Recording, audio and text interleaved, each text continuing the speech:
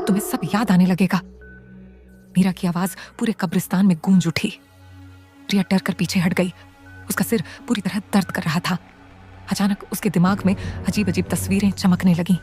पुराना चर्चा, मोमबत्तियां, आर्यन का हाथ और आंख। रिया जोर से चीख पड़ी, नहीं, ये सब मेरा नहीं है। आर्यन तुरंत उसके पास आया। रिया, मेरी तरफ देखो। लेकिन तभी रिया की आंखें कुछ सेकंड के लिए पूरी काली हो गईं। आर्यन घबरा गया। रिया ने धीरे धीरे सिर उठाया। उसकी आवाज बदल चुकी थी, धीमी और डरावनी। तुमने मुझे बचाया क्यों नहीं? आर्यन का चेहरा सफेद पड़ गया, क्योंकि वो आवाज रिया की नहीं, मीरा की थी। रिया अचानक अपने सिर को पकड़कर नीचे गिर गई। कुछ सेकंड बाद उसकी आंखें फिर सामान्य हो गईं। वो घबरा कर बोली, अभी क्या हुआ? आर्यन कुछ बोल नहीं पाया। तभी अचानक कब्रिस्तान की दीवारों पर लगे पुराने चिन्ह लाल रंग में चमकने लगे और नीचे जमीन हिलने लगी। मीरा धीरे धीरे उनके करीब आने लगी। वक्त खत्म हो रहा है। रिया डर गई। कौन सा वक्त? मीरा की आंखों से काले आंसू बहने लगे। जिस रात में मरी थी उसी रात दरवाजा खुला था। रिया कांपने लगी। कौन सा दरवाजा?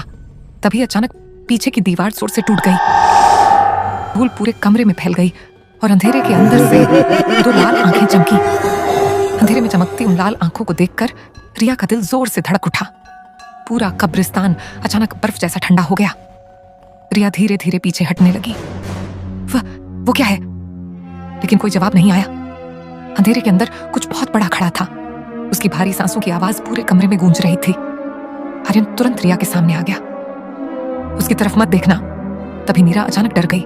उसकी आंखों में पहली बार खौफ दिखाई दिया। नहीं, वो जाग गया। रिया कांपती आवाज में बोली, कौन जाग गया?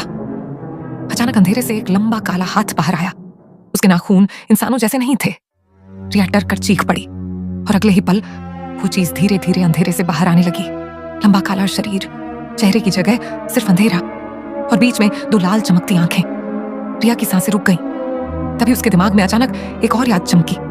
वही जर्ज, आग और छोटी मीरा रोते हुए कह रही थी, रिया, दरवाजा मत खोलो। रिया दर्द से सिर पकड़कर नीचे गिर गई। दरवाजा? अचानक वो प्राणी रुक गया। उसने पहली बार सीधे रिया की तरफ देखा और उसकी भारी आवाज पूरे कब्रिस्तान में गूंजी, तुम वापस आ गई।